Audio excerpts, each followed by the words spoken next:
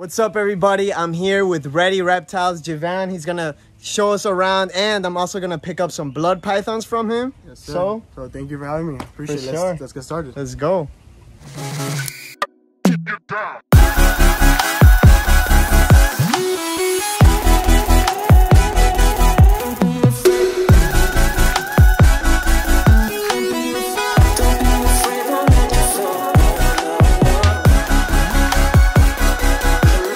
All right, so first thing we're gonna do here is feed the sulcatas. Yeah, so Sulcata Tortoise is a grassland species, and they pretty much, they like high fiber things. But right now we're gonna give them a produce tree. So I like to cut up green leaf lettuce, red leaf lettuce, romaine, escarole, and then right here what I'm scattering is some just ends of the romaine that I was trying to grow, and I got kind of tired of that. And then I put some yellow squash and some of this cactus. So these tortoises require like a high fiber diet. So what I also do is I feed them hays, like orchard grass, alfalfa, timothy. I like to do stuff that has lower in protein as well, and then so just high fiber, high calcium things. So usually their main diet is grasses and hays, but we supplement it here in captivity with produces and stuff like that, just to kind of spice things up for them. Right, and I mean, look at these guys. They're going to town right away. As soon as they saw you, as soon as you brought the bag. They come right out. Yeah, so we have one more Gabs over there. I don't know if she'll probably come here soon. And no, they love this stuff. And like I said, I let them out all the time, and they graze in the backyard. And I kind of try to mimic that like grazing setting, which they would replicate in the wild. So yeah, that's the best thing. I would also like to tell people is when you're feeding your animals, variety is key. So this produce changes up every week, and I feed every other day here the produce, and like that they kind of just spice things up, and they expect to eat something different every time. Right. So this is the big male that you have? Yeah, this is Mr. Goobs. He's about 22 years old. We call him Goobs. Look at this guy. He's a monster. Also Hugh Hefner, because he's the male here. Because he has a couple females. He's got 3 females here, and he's got 2 females that are about to be ready for like maybe next season, hopefully, if all things check out. That's funny. This is Daisy. This is Gaia right here, and then Gab. She's the big girl. If you want. That's funny. Her name is Gaia? Gaia. We have a Tegu named Gaia. Yeah. I love all the spiritual, the earth, and stuff like that. And this is Gab. She's a big girl, and they're all like kind of chalky because the floor here is clay. But as you can see, if you show them here, the burrows. So that's what I wanted to show next. I mean, this is a massive like hole that they've burrowed. You told me it's about 14 feet deep. I had to put the log in the between just because here when it rains it gets filled up pretty quick. But if I remove the log, and which I can't right now because it's kind of like cemented in because this is clay once again, it goes back like 14 feet, and all 3 females will go in there sometimes. Right here we have another divot, which people also don't understand. Sulcatas, they'll burrow or they'll make these little like kind of divots in the ground, and they just shove themselves in there sideways. Right. And you should see me when I try to, when it rains here or something, and I need to put them inside the shelter, I go to grab them out and they just lodge themselves in there, and you're not moving them, Right. No, I mean these tortoises are tanks. Like just picking them up is probably this guy's almost 100 pounds, and then everybody else is like 30 to maybe 60. The big girl Gabs. As you can see, the shell color, if you notice it, they kind of blend in with the ground. Right. And when they go in there, it looks like a rock. It just looks like a rock is lodged in there. So that's cool that nature, kind of brings itself in captivity, and we can see these things with a nice large group like this. Yeah, that's crazy. And what you have here, this is what you bring them in. Occasionally we'll get really cold winters in Florida for like a couple of days, or big rains, and this is where they come in. Yeah, so what I do is this is a little shelter from Home Depot. It's a nice little shed, and if it does get cold, like David said, I bring them in here. I usually have 2 red lights. Right now I only have 1, but I'll bring them in here. It stays nice and toasty in here, and it's elevated as well in case of any rain and downpour. And what's important for people to understand is when you bring your tortoises or any reptile inside, you want to understand that you want to take off the edge for the animal, because let's say it's 60 outside. If it's 75 in there, that is more than enough, because we can kill animals and reptiles faster with heat than we can with cooling them down. So exactly. It's not the animal can withstand the winter. You just don't want to like let it drop that much. And they can withstand actually 50-degree temperatures, but we know as long as we have the facility to not let that happen, there's no need we're just gonna like change that and mix that up. So that's what I tell people. Putting them inside is important, and as long as it's not cold and wet, that's when we really want to avoid that situation. Respiratory infections and things of that sort. Right. So, yeah.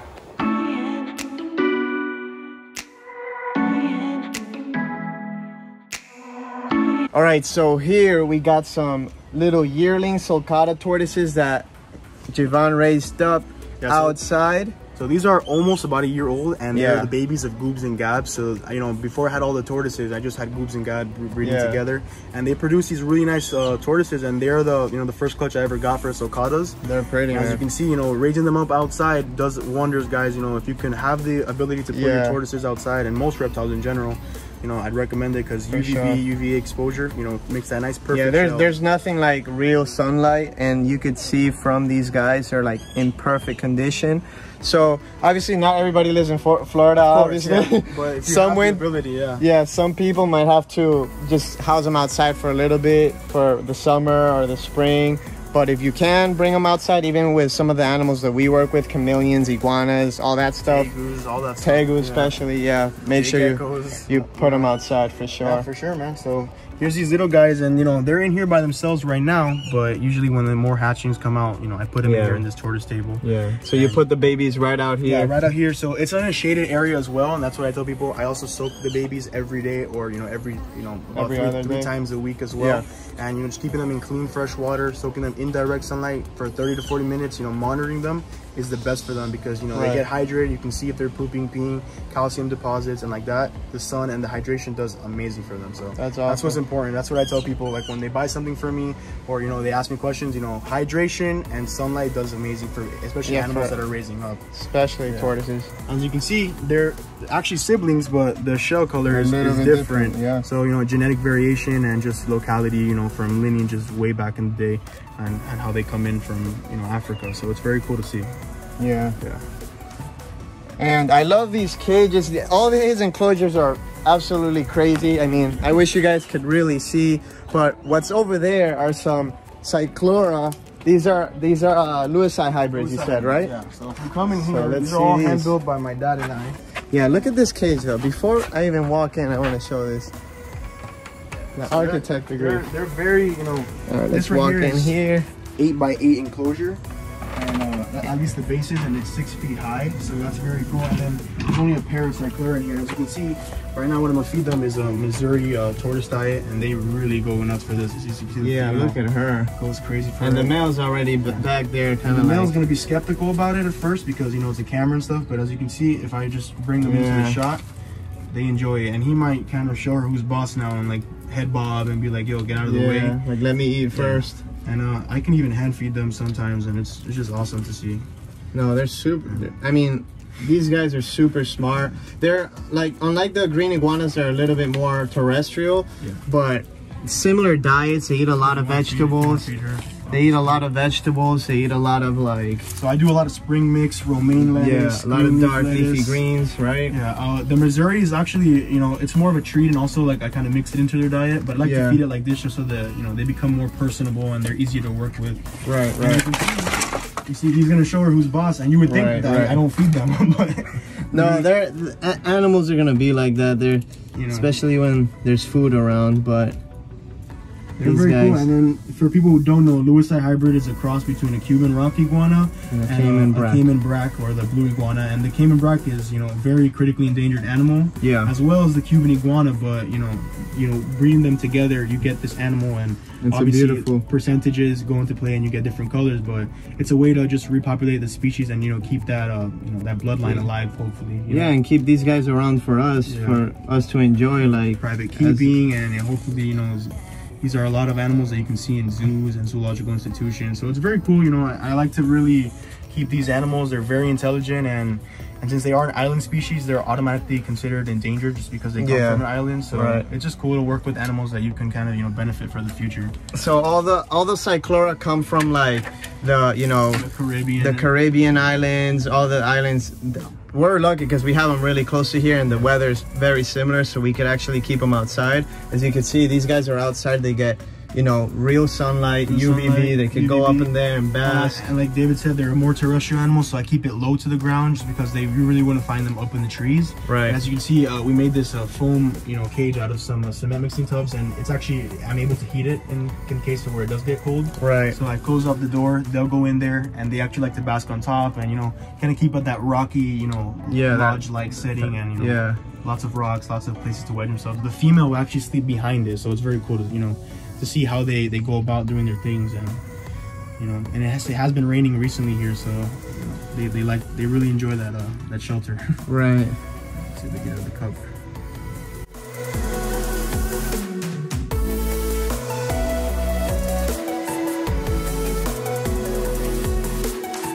All right, so those were the iguanas, and then you also have a blue tegu. A blue female tegu that she's more of a pet for now, and she's a very sweet animal. And as you know, tegus are awesome. Tegus are amazing, man. And especially here in South Florida, if you can keep them outside, like we said, they do great. And look at the color on this girl. Super, super nice girl. And she's, this is a very temporary setup for her because, they don't climb at all, pretty much. Right. And it's just more set up for arboreal animals. But eventually here, I just wanted to put her outside, and I want to just make her something a little bit larger so she can, walk around and exercise more. But for now, just for, she's been here for a week actually. So but she's a solid girl, and she eats very well too. So yeah, I never have problems with tegus eating, man. They're always freaking. They're garbage disposal. Yeah. They eat as much as you give them. And she basks on top of there. Obviously they like to burrow, and they do their thing, Yeah. And once this gets upgraded, she'll even be better. Maybe we'll get her a boyfriend.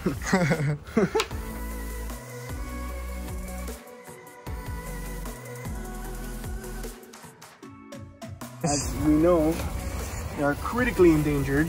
Right. And there's calcium dust everywhere, but if we wet these guys a little bit, we really see that natural beauty. Look at that color. So I got 3 of these that I'm raising up, and as everybody, they're like a national treasure for tortoise keepers and reptile keepers in general. Right. And they come from Madagascar, more in the south, the coastal part of it. So, and they're extremely poached for their shell, and obviously illegally imported and exported. So yeah, they have some of the prettiest shells in the tortoise world, for sure. As far as natural beauty comes, this is really amazing, Yeah. It's almost second to none to pretty much a lot of things, but they're not even a year old yet at all. They're a couple months, and they came from Jason Abels and Mike Lorette, so they come from reputable breeders who really do like some amazing work for conservation, and that's the goal obviously in the future with these. And as a lot of people raise them up, and we eventually want to just produce so many that we, in hopes, once their native population establishes itself and becomes stable again, we'll be able to send some back and see them flourish in their natural habitat. But so this is the largest one right here, and as you can see. And what are their names? This one, I actually named this one 11, and this one I named it Hopper, and this one Flare. So 11, Hopper, and Flare. And if you guys know, those are all Stranger Things references. Oh, okay, I didn't know, so I'm sure somebody picked that up though. Somebody picked it up, and as you can see, this one's a lot more high white. Than per se this one. But Jason always tells me, and it's a cool thing for people to know, sometimes the darkest animals give you the more higher white animals, but in the end of the day, as long as you're producing them, that's what's good for the the population. Right. So they're very cool little guys, and I'm happy to have them. Eventually I want to get some more, but as much as I can get at a time, I'm happy with these. And how big do these guys get as fully grown adults? They'll get about about 20 inches, a nice big one. They get really high dome. They get those nice radiated lines. We like to call it sacred geometry on the back. Right. Very, very like nice patterns. Yeah. And you can get some that are up to 30 pounds. Depending. So not a massive, huge tortoise, all, but definitely. One of the most beautiful tortoises out there. Definitely stunted next to the sulcatas, but they're they're beautiful, no doubt about that, and they're awesome to just be around.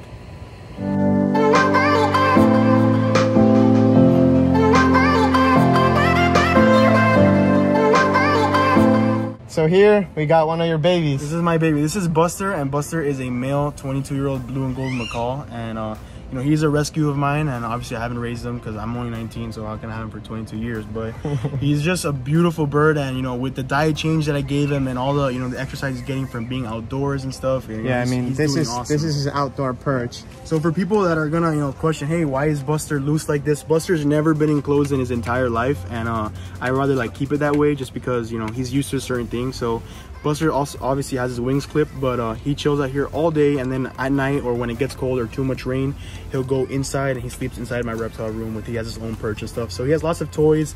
I like to make these foraging toys for him. I put treats in here so like that he can always think and use his brain, which is very important because enrichment for all animals is important, but birds themselves are very intelligent. Yeah. And they think a lot. So yeah, by making them a bunch of stuff and like the rope chains and just a bunch of PVC pipes and just actual toys for themselves, they really enjoy it. As you can see, that toy is completely destroyed. It had a bunch of wood, and I No, I'm a slave for picking it up, but yeah, as you can see, what's good is like when they break it, it's because they like it. That's what people need to know too. So it's just a cool little outdoor perch, and he chills under what I have right here is these two female holdback sulcatas that I'm raising up, and they are right now about to go to sleep because it's almost their bedtime. But right here is a female, Dixie. Look at this girl.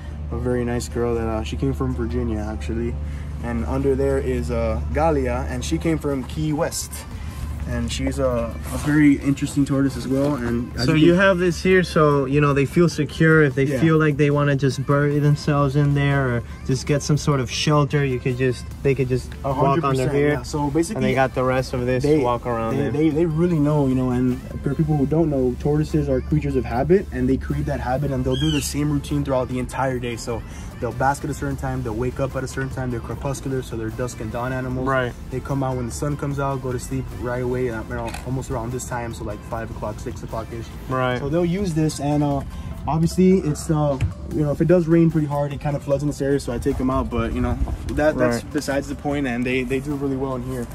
And then right here is pretty much the pride of the Holy Grail. The Holy Grail. This is Aristotle. Grail.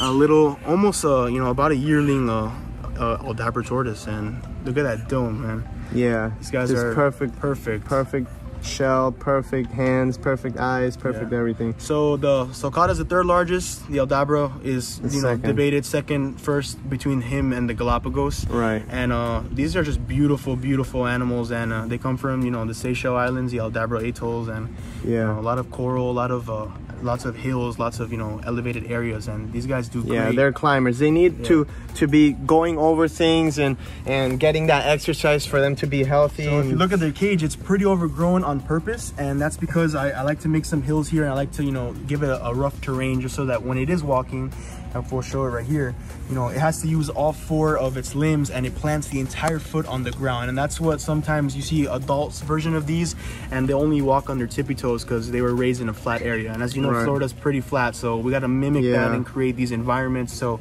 it's overgrown, they'll eat the grasses and stuff, but they really enjoy walking through all this. And as you can see, he lives by himself right now, but hopefully we get it a friend soon. Yeah. And we'll grow him up for the future. In about 30 years, we'll have a 600-pound big guy walking around the backyard. That is gonna be amazing. Very nice guys right here. They're honestly really personable, and he or she's still young, and once he gets older, they'll really understand who I am. And yeah, they're very smart animals. I mean, a lot of reptiles in general don't get the credit they deserve for being 100%. Intelligent. Dude, there's animals.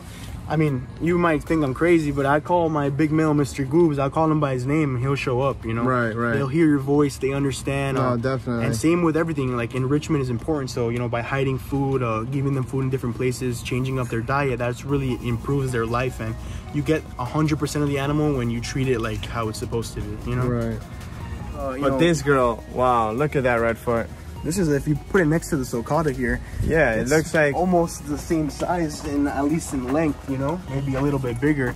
And this is just a big girl that I managed to pick up, and they're South American species, and these guys do great in Florida. If we're talking about tourists that especially because of the humidity, and they eat literally everything you put in front of them. 100%. Because you keep them, and this is a great tortoise to start off with because it's hard to really damage them because they eat a lot of fruit, they eat a lot of produce, and they don't get as huge, so people don't. This is a really big one. Yeah, this is a little bit smaller. Males get that peanut shape, just so that they can mount the female, and they're really awesome stuff. As you can see, this is a big. But most are gonna be This is pretty much max for a red quote unquote normal redfoot, and as you can see, she got that smooth shell, and just awesome. So we're inside now. This is the reptile room. And this is the reptile little garage, and we're gonna see some of the eggs that are incubating right there. These are all baby Sulcata tortoises that they're due to hatch in different days, but we got one that is hatching, and it was a clutch that was most of the eggs went bad because they were infertile. And right here, if you can see, it's a nice little Sulcata tortoise. I don't want to pick it up because right now I'm not not 100% sure this one will make it because it was hatched without its umbilical cord attached to the egg yolk. Right. And that's probably why I don't really want to mess with it, just to really ensure that the tortoise hatches. But as you can see, all these tubs right here are all Sulcata tortoise eggs, and they vary from clutch to clutch. And you know, I never throw away any eggs, and I just, you know, sometimes. Yeah, sometimes an egg will look like it's bad, but it hatches. So. Yeah, but it will hatch. So. Unless it smells really bad, then that's when we throw it away. But I do keep some snakes. I used to do a lot more snakes in my past, but now I just kept some of the stuff that you know, sentimental value to me. Right. It's for people who knows a pipe ball python, and what's cool about her, she's got a happy face right there. Look at that. And she's a nice little female, and you know, just one of the few ball pythons that I got. Up here we got a lavender albino bumblebee. Soaking in the water dish, but some really cool ball pythons. Ball pythons are always pretty. Yeah, they're awesome, especially the pies. And then right here's a nice little fire spider girl. You know, so if you guys know about morphs, you know about ball pythons, you know, you can do so many varieties with these guys. So that's for cool. sure. But you want to show them what you came to pick up? That's right, bro. Okay. So what I got here, they're a little bit pissed off because, you know, they're in a tub, but if you guys know about blood pythons, these are T-positive albino blood pythons, and that is the male, this is the female. Oh, no, male and female, my bad.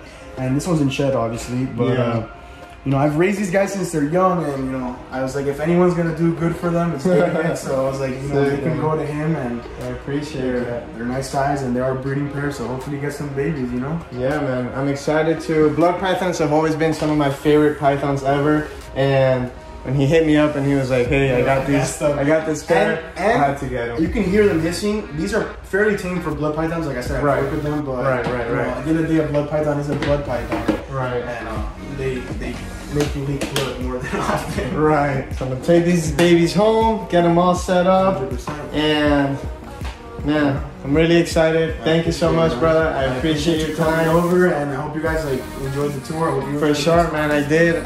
All these amazing animals are, you know, taken care of excellent. So I appreciate the time, like I said, and make sure you check them out on Instagram and YouTube.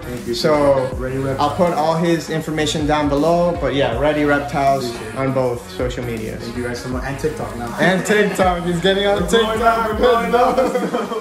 Awesome. All right, brother.